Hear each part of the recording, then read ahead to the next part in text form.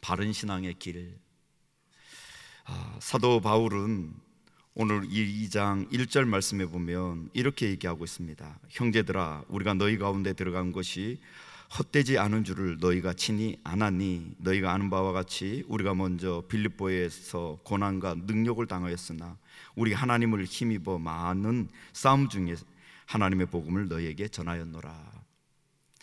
실제로 데살로니가 전서의 데살로니가 교회에 복음을 전한 것은요, 한 3주 정도밖에 안 됩니다. 사도 바울이 이 아시아에서 배를 타고 첫 번째 도착한 성이 빌립보 성입니다. 유럽으로 처음 들어가서 복음을 전한 곳이 빌립보 지역입니다. 빌립보 지역에서 복음을 전했는데요, 빌립보 지역은 회당도 없을 정도로 유대인들이 없던 지역입니다. 그곳에 루디아라는 여인을 기반으로 해서 교회가 세워집니다. 그리고 그 빌립보 교회에서, 빌립보 지역에서 핍박이 있습니다. 그래서 감옥에도 가죠. 그리고 쫓겨나듯 데살로니가로 내려옵니다. 그 데살로니가 내려와서 데살로니가 지역에서 3주간을 복음을 전합니다. 그런데 3주 복음을 전했는데요, 그 데살로니가 지역에 폭발적인 일들이 일어납니다. 우리 1장에서 보면은요, 이 데살로니가 교회의 믿음, 사랑, 소망이 바로 아가야와 고린도 지역에 소문이 나고, 그 지역을 넘어서 그리스도인들이 머무는 곳곳마다 복음, 이 데살로니가 교회에 대한 믿음에 대해서, 사랑에 대해서, 소망에 대해서 소문나기 시작하는 겁니다. 복음의 역사가 대단하다라는 거죠. 그래서 오늘 사도 바울은 오늘 2장에서도 이렇게 시작합니다. 빌립보 교회에서 핍박이 있었고, 그리고 너희들에게 찾아갔다라는 겁니다. 핍박과 환난과 역경 속에서 사도 바울은 자신의 사명을 한 번도 잃지 않고, 어떤 환난이 와도, 핍박이 와도, 어려움이 와도, 고난이 와도 자신에게 맡겨진 사명을 놓친 적이 없습니다. 그런 마음으로 데살로니가 지역을 들어간 겁니다. 그리고 그곳에서 복음을 전하게 된 것입니다. 그리고 사도 바울이 이 데살로니가 교회에서 어떻게 복음을 전했는지 그 부분을 2장에서 1절에서 12절까지 설명하고 있습니다. 이 부분을 살펴보면서 사도 바울이 어떻게 데살로니가 교회에 복음을 전했고 사역을 했는지를 살펴보므로 바른 신앙이 무엇인지, 바른 신앙의 길이 무엇인지를 우리는 살펴보려고 합니다.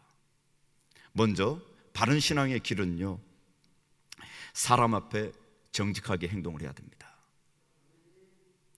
우리는 이렇게 얘기할 때가 많습니다. 하나님 앞에 정직하게 행하면 된다.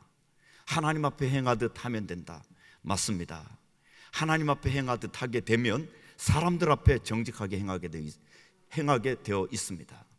그래서요, 오늘 본문에서 계속적으로 반복하고 있는 것이요, 1절, 2절, 5절, 9절, 10절, 11절에요 1절에 보면 너희가 친히 아나니, 2절에 보면은요 너희가 아는 바와 같이, 그리고 5절 말씀에 보면요 너희도 알거니와, 그리고 9절 말씀에 보면은요 너희가 기억하리라, 그리고 10절에요 너희가 증인이요, 11절에요 너희도 아는 바와 같이. 사도 바울이 복음을 전했고 데살로니가 교회에서 했던 모든 사역들은 데살로니가 교회 교인들, 너희들 다 아는 거 아니냐, 내가 사역한 거 모든 것 아는 거 아니냐, 이 부분을 계속 강조하고 있는 겁니다. 사도 바울이 복음을 어떻게 전했는지, 데살로니가 교회를 어떻게 세웠는지 너희들이 증인이고, 하나님이 증인이고, 너희들도 기억하고, 너희들도 다 안다라는 것입니다. 우리 사랑하는 성도님들, 우리의 신앙의 모습, 우리가 신앙생활을 하는데 우리의 모습, 그리스도인의 모습, 그것을 세상 사람들이 무엇을 제일 원할까요? 우리 그리스도인들에게 너희들이 그리스도인 됨을 보여주라 할 때 우리에게 보여달라고 하고 싶은 그 첫 번째가 뭐라고 생각하십니까? 제가 생각하기에는 정직이라고 생각합니다. 예전에도 한번 얘기 드렸지만 그 CEO들한테 설문을 조사했습니다. CEO들이 직원들한테 원하는 건 성실입니다. 그런데 직원들이 CEO들한테 원하는 건 정직입니다. 그 메리츠 요번 몇 달 안 됐는데요, 메리츠 그 자산 운영 회장이 미국에서 공부한 한국 사람입니다. 이분이 한 얘기가 제 마음을 쿵 두들겼습니다. 한국 사회가, 한국 경제가 세계 지금 거의 10위권 안에 들어왔습니다. 우리나라 엄청 잘 사는 나라입니다. 우리 사랑하는 성도님들, 개인 소득으로는요 일본을 앞지릅니다. 개인들로 1대1로 따지면 우리가 개인들은 더 잘 삽니다. 그 정도로 우리가 잘 삽니다.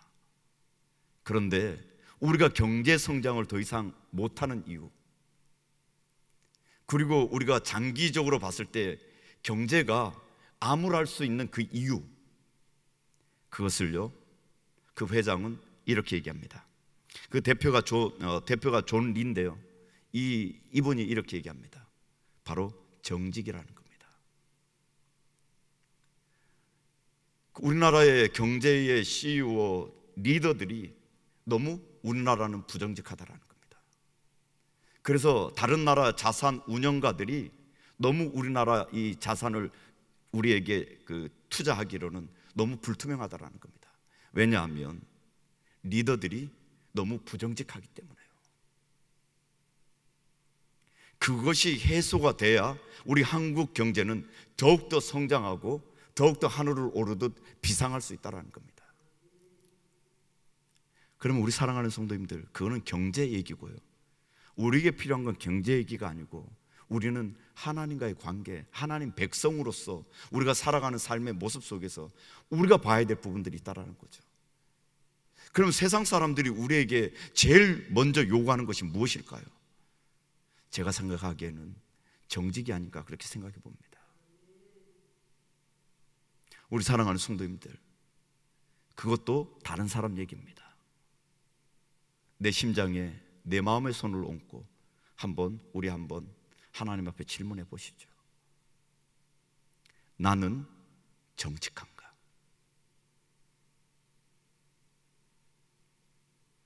기독교인은 실제로 단순합니다. 성경이 어려운 거는요, 말씀이 어려운 거는요, 내 삶이 단순하지 않기 때문에 그렇습니다. 그렇기 때문에 삶이 복잡해지면 말씀이 어려워집니다. 삶이 단순해지면 말씀이 쉬워집니다. 우리 사랑하는 우리 청년들, 실제로 정직은 청년들의 고유물일 수도 있습니다. 그러기에 청년들의 심장은 뜨겁습니다. 불의를 못 보거든요. 정직하거든요. 그런데 나이가 들면 자꾸 타협을 하게 돼 있거든요. 왜냐하면 걸리는 게 많습니다. 자녀들도 있고 아내도 있고 밟히는 게 많아요. 그래서 자꾸 타협하게 돼 있어요. 그런데 젊은이의 특권은 타협이 아니라 정직입니다.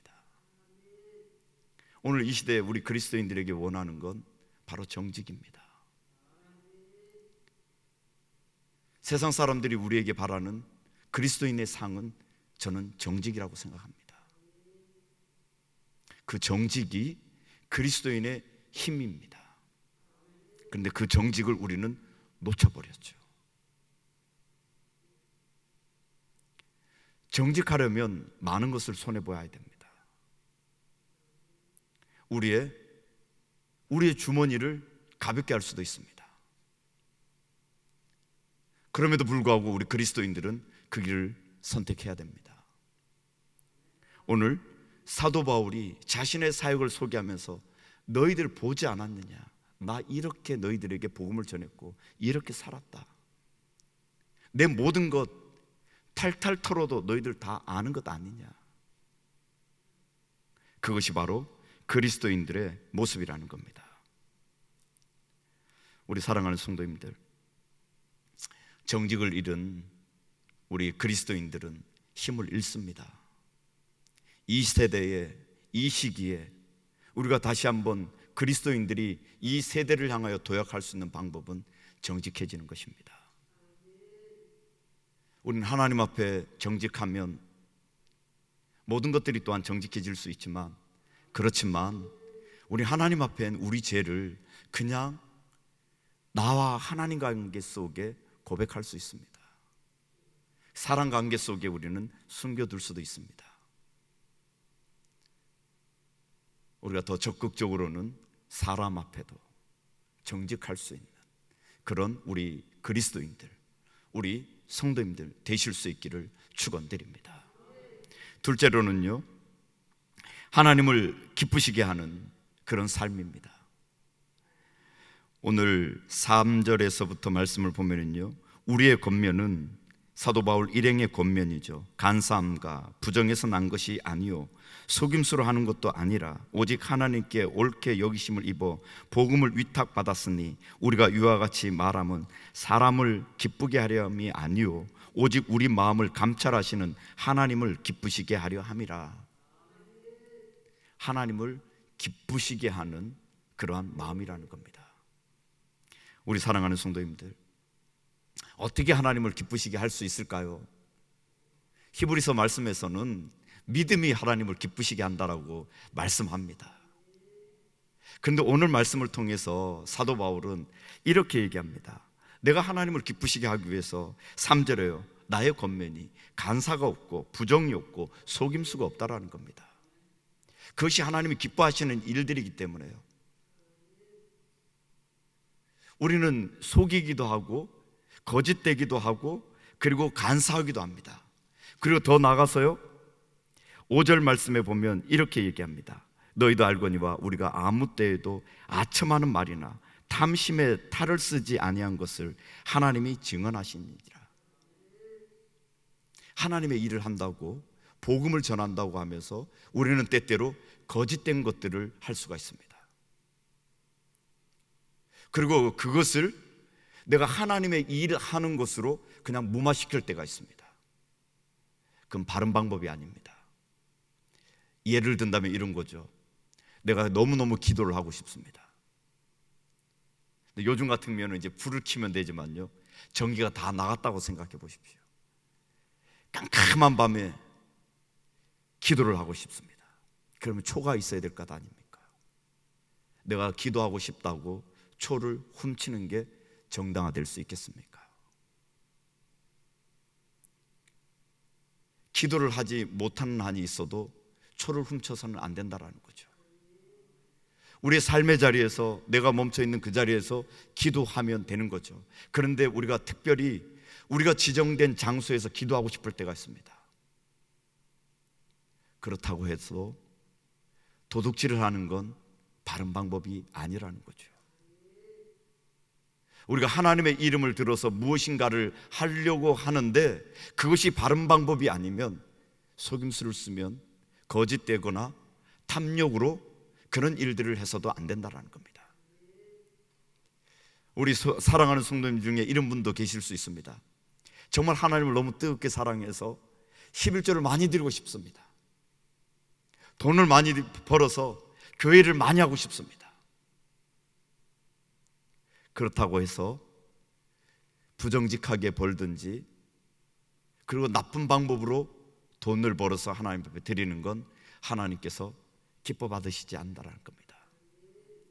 하나님이 재물이 없고 돈이 없어서 우리 거를 받는 게 아닙니다. 하나님은 우주 만물의 모든 것들이 다 하나님 것입니다. 부족함이 없고 넉넉하신 분입니다. 그러나 우리 것을 받는 이유는 우리의 정성, 우리의 마음, 우리가 하나님을 향한 그 마음이 어떠한지를, 우리의 중심을 받는 거죠. 그러기에 우리 사랑하는 성도님들, 하나님 앞에 드리는 모든 것들, 물질, 헌신, 봉사, 섬김, 이 모든 것들은 마음을 다하셔야 됩니다. 돈이 여유가 있어서 하나님 앞에 드리는 게 그게 진정한 하나님 앞에 드리는 헌금이 또 되지 않을 수도 있습니다. 또한 내게 여유 있는 시간을 하나님 앞에 드리는 것이 하나님 앞에 진정한 헌신과 봉사가 되지 않을 수도 있습니다. 진정한 봉사는 시간이 없어도 내 시간을 쪼개서 하나님 앞에 드리는 게 그게 진정한 봉사며 헌신입니다. 우리 사랑하는 성도님들, 하나님의 일을 한다고 우리가 우리의 탐욕을 탈을 쓰거나 그리고 또한 죄의 탈을 쓰고 그런 일들을 벌여서는 안 된다는 겁니다. 한마디로 이런 것입니다. 우리 사랑하는 성도님들, 과정이야 어떻게 됐든 결말만 좋으면 되는 것 아니야. 실제로 오늘날 우리 시대에 팽배되어져 있는 생각입니다. 우리 자녀들에게도 그렇게 얘기할 수 있습니다. 우리 고등학교 친구들도 나와 있으니까요. 좋은 대학만 가면 대학 가는 그 사이에 신앙생활 엉망으로도 괜찮아. 대학 가고 난 다음에 신앙생활 생각해보자. 과정이 어떻게 됐든 결과만 좋으면 되고 그 결과 속에 또 결론적으로 하나님만 만나면 돼. 그렇게 되면 금상첨화죠. 그런데 우리 아이들 신앙을 놓쳐버린 그 시간이 회복시킬 수 없는 시간이 될 수 있다는 겁니다. 하나님은 결과만 보시는 게 아니라 그 과정이 선해야 결과도 선하다고 인정하시는 분이라는 겁니다. 지난번에도 얘기 드렸는지 모르겠지만요, 그 부분에 대한 그 절절한 그러한 메시지는 해밍웨이가 미국 사회를 향하여 던졌습니다. 미국 사회의 그 문학가의 자존심이 해밍웨이입니다. 해밍웨이는 자살을 했는데요, 그런데 미국 사회 속엔 이 해밍웨이가 너무 위대한 사람이라 이 자살을 자꾸 가장을 해서 총기 5발로 죽었다라고 얘기를 합니다. 그런데 그가 이 장총에 맞아 죽었는데요, 그렇다면 손으로는 방아쇠를 당길 수 없습니다. 그래서 대부분 사람들은 발가락으로 당겼을 거다 이렇게 이제 생각을 하는 겁니다. 그런데 해밍웨이가 추구했던 것이 무엇이냐면요, 미국 사회가 결과만을 존중하는 겁니다. 결과만을 보고 사람을 판단하는 겁니다. 그런 사회가 돼버린 겁니다. 그런 사회를 향해서 해밍웨이가 던진 그 메시지가 결과뿐만 아니라 과정도 중요하다는 겁니다. 그 대표적인 그 소설이 바로 노인과 바다입니다. 고기를 잡는데 엄청난 시간을 버리고 사투를 벌이지 않습니까? 근데 잡아서 온 그 물고기가 또 어떻게 됩니까? 뼈밖에 없습니다. 과정이 엄청 힘들었지만 결과는 허무합니다. 그런데도 노인이 힘을 얻고 난 다음에 또 바다로 나가려고 합니다. 그것이 바로 미국 사회에 주고 싶었던 해밍웨이의 메시지인 거죠. 결과가 허무로 끝날 수 있어도 과정이 중요하다라는 겁니다. 성실해야 된다는 거죠. 바로 우리 사랑하는 성도님들, 사도 바울이 데살로니가 교회를 향하여 그 했던 모든 사역은 바로 하나님을 기쁘시게, 그 하나님을 기쁘시게 하는 건 인간의 술수가 아닌, 인간의 깸이 아닌, 인간의 거짓이 아닌 하나님 앞에 정직하게, 그리고 과정을 중시해서 하나님의 일을 사도 바울은 했다라는 것입니다. 우리의 삶 속에 우리 청년들, 우리 고등부 친구들, 과정 속에 최선을 다하고 성실하게 준비하고 공부하면 그거로써 하나님은 인정하시는 겁니다. 결과가 조금 못 나왔을 때 그때 우리는 어떻게 점검해 봐야죠? 내가 하나님 앞에 성실했는지, 내가 하나님 앞에 성실했다면 그거로서 오케이입니다.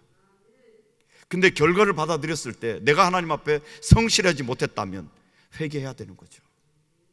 경쟁이 아니라 내가 하나님 앞에 성실했는지를 늘 점검하고 그거로 만족하실 수 있는, 그리고 우리 어른들도 우리 장년들도 마찬가지입니다. 우리가 하나님 앞에 성실히 사시고 그 결과를 하나님 앞에 맡기는, 그리고 하나님께서 그 결과를 만족시켜 주시겠다라는 그 믿음이 바로 하나님을 기쁘시게 하는 믿음입니다.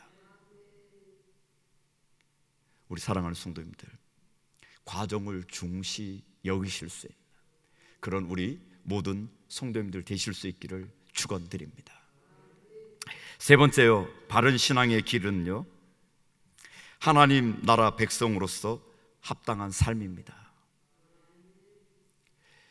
하나님 백성으로서의 합당한 삶을 데살로니가 교회가 살도록 하기 위해서 사도 바울은 두 가지 모습으로 이들에게 다가갑니다. 첫째는요, 어머니의 모습입니다.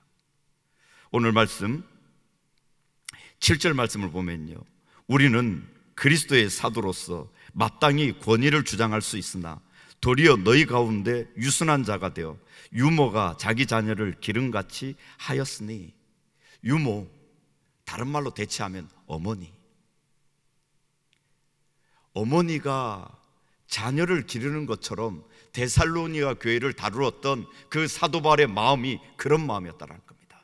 그래서 사도 바울은 데살로니가 교회를 사랑으로서 자신의 생명까지 내줄 정도로 그런 사랑으로 데살로니가 교회를 세웠다는 겁니다. 그래서 8절 보면 이렇게 얘기합니다. 우리가 이같이 너희를 사모하여 하나님의 복음뿐만 아니라 우리의 목숨까지라도 너희에게 주기를 기뻐함은 너희가 우리의 사랑하는 자 됨이라. 영적 자녀인 거죠. 사도 바울이 죽을 고비를 넘기면서 그 영적 자녀를 낳았는데 그것이 바로 데살로니가 교회인 겁니다. 그러기에 사도 바울은 이 데살로니가 교회를 향해서 어미의 마음으로, 사랑으로 그들을 양육했다라는 겁니다. 또한 이 데살로니가 교회를 어미의 마음이 아닌 아비의 마음으로도 사도 바울은 그들에게 다가갔다라고 말씀하고 있습니다. 11절 말씀입니다. 너희도 아는 바와 같이 우리가 너희 각 사람에게 아버지가 자기 자녀에게 하듯 권면하고 위로하고 경계하노니, 한마디로 어미 꾸짖었다라는 겁니다. 하나님은요, 우리를 다루실 때 두 가지 마음으로 다루십니다. 어머니의 마음과 아버지의 마음. 때때로 그래서 우리를 때리시기도 하고요, 때때로 어머니처럼 무한정 품어주시기도 하고요.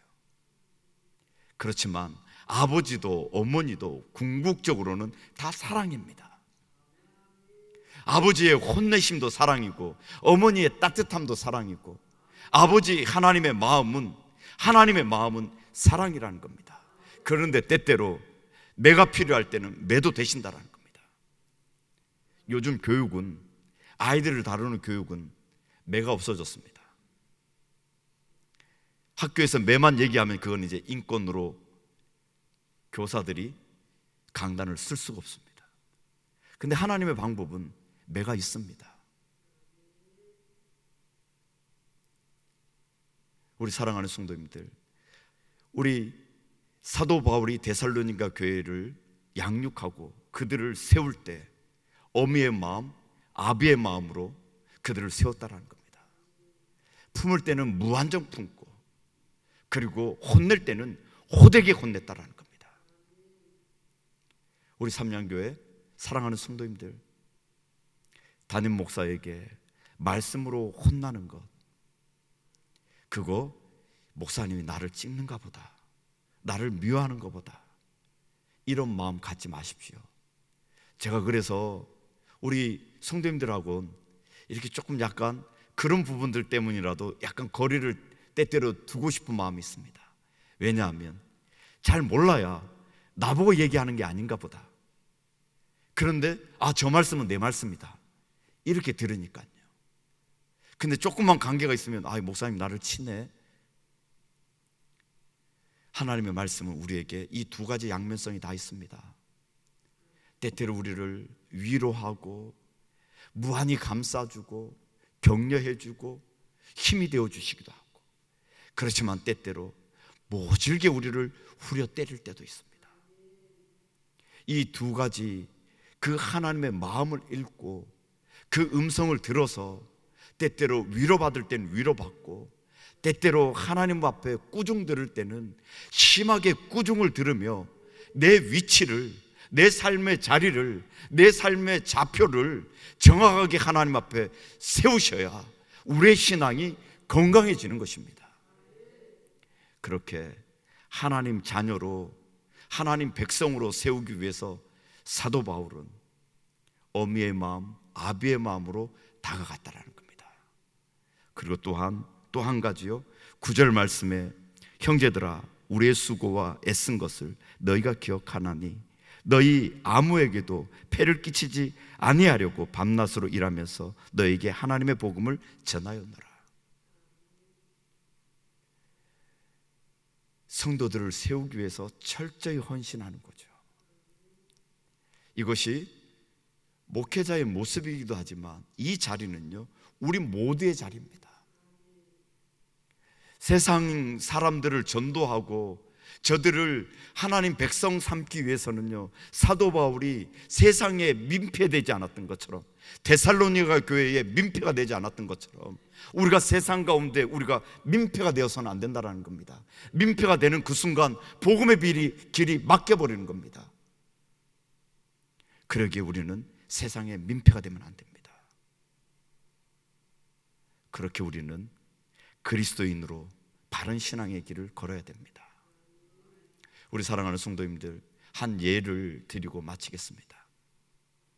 결론을 맺겠는데요, 어떤 엄마가 딸에게 이렇게 얘기를 합니다. 딸아, 쥐가 3마리 살았는데 한 마리는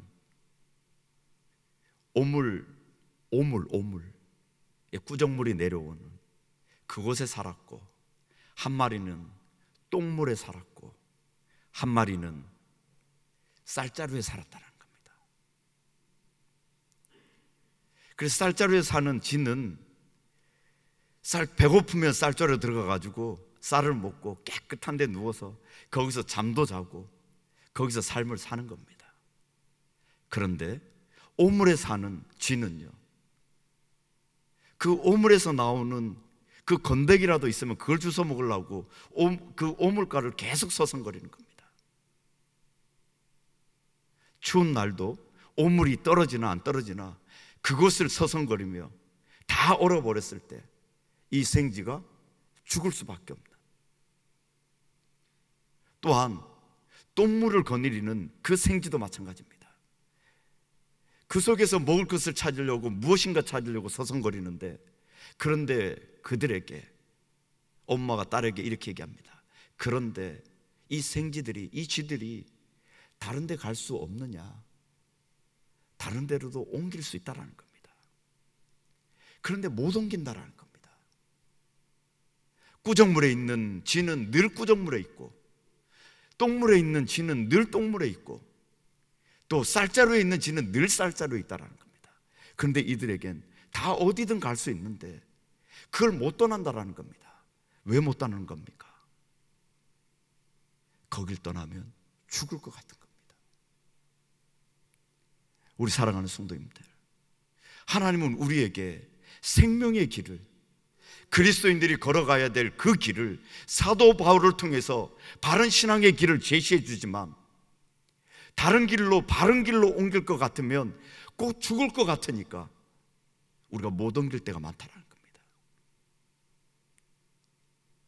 내가 저 길을 선택하면 손해볼 것 같고, 내가 하나님께서 원하시는 길을 가면 죽을 것 같고, 내게 주머니가 또 많이 빌 것 같고, 내가 많이 손해볼 것 같고, 그래서 내 자리를 못 든다라는 겁니다. 우리 사랑하는 성도님들, 하나님을 믿으시고 하나님이 우리 사랑하는 성도님들에게 원하시는 그 신앙의 길, 정직하게, 세상을 향하여 정직하게, 하나님을 기쁘시게, 그리고 하나님 백성으로서의 합당한 삶을 살 수 있는 그런 길을 선택하실 수 있는 그런 우리 모든 사랑하는 성도님들 되실 수 있기를 축원드립니다. 기도하겠습니다.